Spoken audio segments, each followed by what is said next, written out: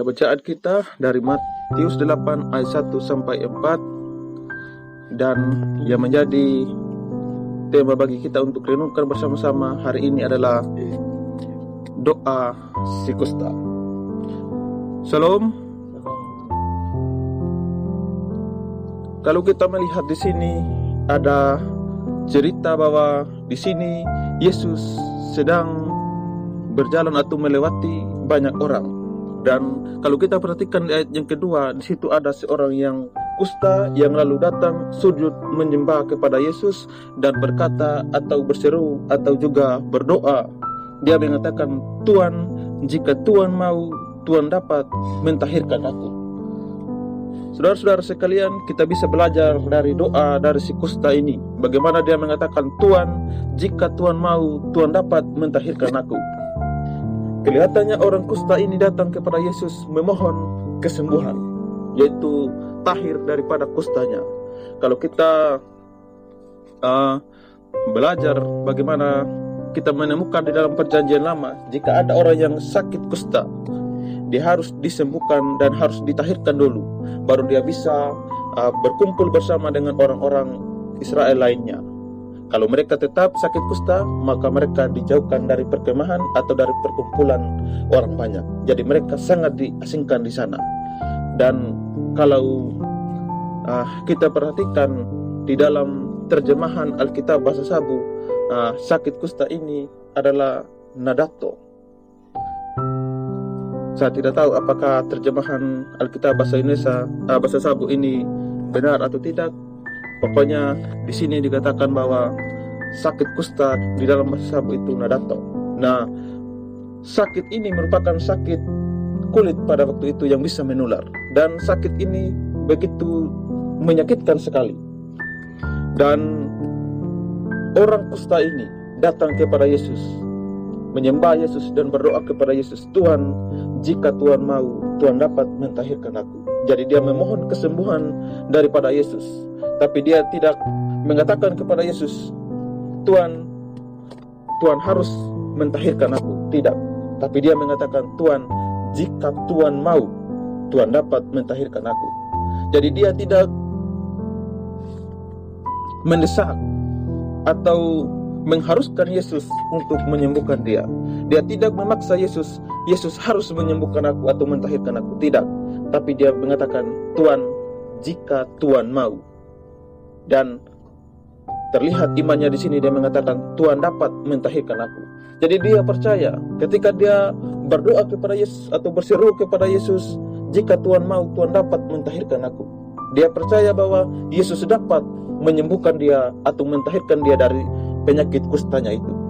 Dan di ayat yang ketiga kita bisa melihat jawaban dari Yesus. Lalu Yesus mengulurkan tangannya, menjamah orang itu dan berkata, "Aku mau, jadilah engkau tahir." Seketika itu juga tahirlah orang itu daripada kustanya. Jadi di ayat 2, si kusta ini berdoa atau memohon kepada Yesus bahwa, "Tuhan, jika Tuhan mau, Tuhan dapat mentahirkan aku." Dia mohon kesembuhan daripada Yesus. Dan di ayatnya yang ketiga, Yesus mau menyembuhkan si kusta ini. Yang dapat kita pelajari dari doa si kusta ini adalah dia tidak memaksa Yesus untuk menjawab doanya atau untuk menyembuhkan dia.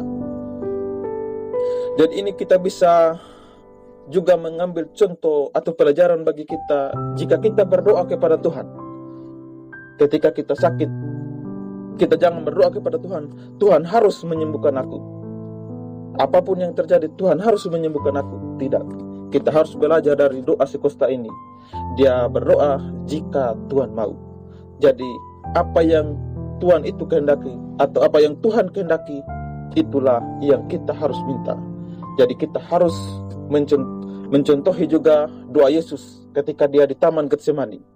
Yesus 3 kali berdoa supaya cawan murka Allah itu berlalu daripada dia. Tapi Yesus mengatakan, "Bukan kehendakku yang jadi, tapi kehendakmu lah yang jadi." Dan tepat sekali, kehendak Bapa lah yang jadi. Makanya Yesus harus meminum cawan murka Allah di atas kayu salib dengan menanggung setiap murka Allah di atas kayu salib. Jadi kita bisa belajar dari doa si Kusta ini dan juga doa Yesus, bahwa kalau kita mau berdoa kepada Tuhan, kita jangan memaksa Tuhan. Tuhan, saya ada kekurangan uang, Tuhan harus menjawab doa saya dan saya harus mendapat uang. Tidak. Tapi kita bisa berdoa, Tuhan, sekarang saya lagi butuh uang. Saya percaya jika Tuhan mau, Tuhan dapat mengirimkan orang untuk memberikan saya uang. Tapi ingat, ini kehendak Dia. Kalau kita mendapatkan uang dari orang yang tidak kita kenal atau dari saudara kita, itu artinya Tuhan menjawab doa kita melalui orang-orang itu. Tapi jika tidak, itu artinya Dia tidak berkehendak. Dan karena itu, kalau kita berdoa, apapun masalah kita, apapun pergumulan kita, pekerjaan kita, masa depan kita, masa tua kita, apa yang kita cita-citakan, apa yang kita inginkan, kalau kita berdoa, kita harus berdoa sesuai dengan kehendak Tuhan. Dan ingat, Tuhan hanya mengabulkan doa kita jika itu sesuai dengan kehendak Dia. Coba kita perhatikan di dalam 1 Yohanes 5 ayatnya yang ke-14. 1 Yohanes 5 ayat 14 dikatakan, dan inilah keberanian percaya kita kepadanya, yaitu bahwa Ia mengabulkan doa kita jikalau kita meminta sesuatu kepadanya menurut kehendaknya. Jadi Tuhan akan mengabulkan doa kita jika kita meminta seturut dengan kehendaknya. Jadi kalau kita berdoa dan sesuai dengan kehendak Tuhan, maka Tuhan pasti menjawab doa kita. Tapi kalau kita berdoa tidak sesuai dengan kehendak Tuhan, maka doa kita tidak akan dikabulkan oleh Tuhan. Jadi kalau kita mau berdoa, apapun, kita harus berdoa. Kita harus membawa doa-doa kita kepada Tuhan. Dan kita mengatakan, bukan kehendakku yang jadi, tapi kehendak-Mu lah yang jadi. Minggu lalu juga kita berdoa supaya hujan turun. Tapi hari itu juga hujan tidak turun. Tapi beberapa hari kemudian hujan turun. Itu artinya Tuhan mengabulkan doa kita. Tapi Dia tidak menjawab hari itu, tetapi Dia menghendaki bahwa hujan tidak turun hari Rabu, hari Kamis, tapi hari Jumat, mungkin hari Sabtu Dia baru kasih turun. Itu artinya Dia tidak mengabulkan doa kita pada waktu itu, tapi Dia menjawabnya di kemudian hari. Jadi kalau kita mau berdoa dan Tuhan tidak menjawab doa kita, sekian lama kita berdoa kepada Tuhan, lalu Tuhan tidak menjawab doa kita, ada dua kemungkinan. Mungkin itu tidak sesuai dengan kehendaknya, atau yang kedua, Dia hanya belum menjawab doa-doa kita. Jadi jangan mengatakan bahwa ketika kita meminta hujan kepada Tuhan, lalu Tuhan tidak memberikan kita hujan, dan ada orang lain selain Tuhan yang bisa menurunkan hujan. Tidak. Manusia tidak bisa menurunkan hujan, tapi hanya Tuhan yang bisa berkehendak untuk menurunkan hujan. Karena Allah yang menurunkan hujan, bukan manusia. Kita manusia hanya meminta. Kalau Dia menghendaki, hujan akan turun. Tapi kalau Dia menghendaki hari ini hujan, hari ini pun akan hujan. Karena hanya Allah yang dapat menentukan turunnya hujan. Dan memang Allah kita adalah Allah yang menurunkan hujan ke bumi ini untuk semua manusia.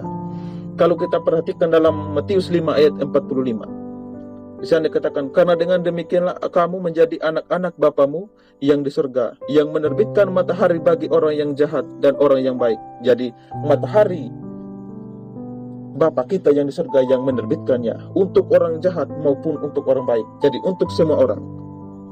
Lalu, dan orang yang baik, dan menurunkan hujan bagi orang yang benar dan orang yang tidak benar. Jadi untuk semua orang, Allah juga yang menurunkan hujan.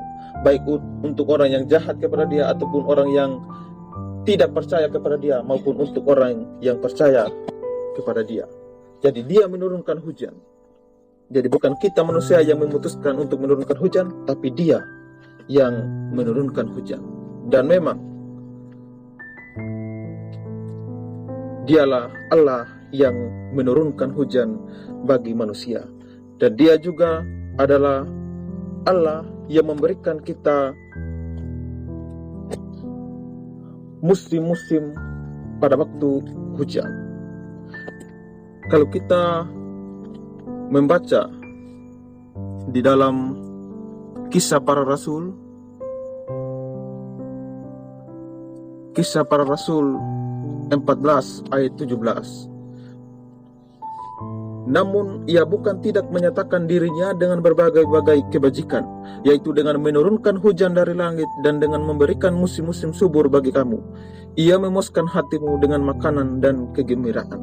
Jadi Allah yang menurunkan hujan dari langit. Ini mau menyatakan kepada kita bahwa Dialah yang menurunkan hujan itu, bukan orang lain. Ini menunjukkan bahwa Dia mau menunjukkan bahwa Allah itu memang benar-benar ada. Karena kalau kita melihat konteks dari kisah 14 itu rupanya ada orang yang menyembah berhala. Artinya bukan menyembah kepada Allah yang hidup. Tapi Paulus dan Barnabas datang memberitakan Injil di sana dan menyuruh mereka bahwa untuk percaya kepada Allah yang hidup itu. Karena Allah yang hidup itulah yang menurunkan hujan dan memberikan musim-musim subur bagi kamu. Jadi kalau kita di sini hujan, di sana tidak hujan. Kemarin hari Minggu yang lalu kita pergi ibadat atau kebaktian atau gereja di Sabu Tengah. Di sana hujan terus. Tapi di sini 3 minggu sudah tidak hujan. Jadi di sana ada hujan, di sini tidak hujan. Ingat, itu pun karena Allah yang melakukannya. Bukan semaunya hujan di sana lalu hujan tidak di sini. Kalau kita membaca juga dalam Amos 4 ayat 7, bagaimana di sana Israel tidak mau berbalik atau tidak mau percaya kepada Allah. Amos 4 ayat 7, Aku pun telah menahan hujan daripadamu ketika 3 bulan lagi sebelum panen. Aku menurunkan hujan ke atas kota yang satu dan tidak menurunkan hujan ke atas kota yang lain. Ladang yang satu kehujanan dan ladang yang tidak kena hujan menjadi kering. Jadi Allah mau memutuskan. Di sana hujan, di sini tidak hujan. Tapi ketika di sini hujan, mungkin di Mesara tidak hujan atau di Lea tidak hujan. Itu pun Allah yang menentukan itu. Jadi kalau kita berdoa dan hujan turun bagi kita, itu memang sesuai dengan kehendak Dia yang mau menjawab doa-doa kita. Oleh karena itu, kita boleh belajar dari sini. Apapun pergumulan kita, persoalan kita, apapun itu, berdoa kepada Tuhan. Dia akan menjawab doa kita kalau kita meminta sesuai dengan kehendak-Nya.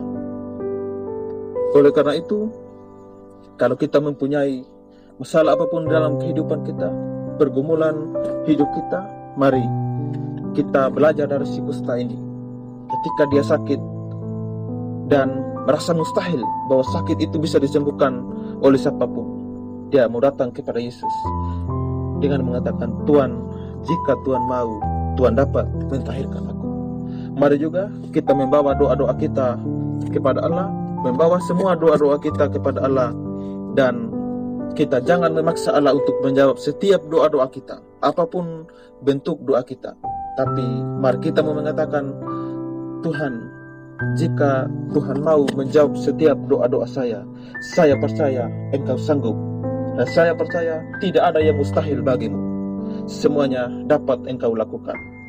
Dan Engkau akan menjawab setiap doa kami jika kami berdoa sesuai dengan kehendak-Mu. Mari kita belajar dari si kusta ini dan membawa setiap pergumulan kita dan berdoa kepada Tuhan sesuai dengan kehendak Tuhan.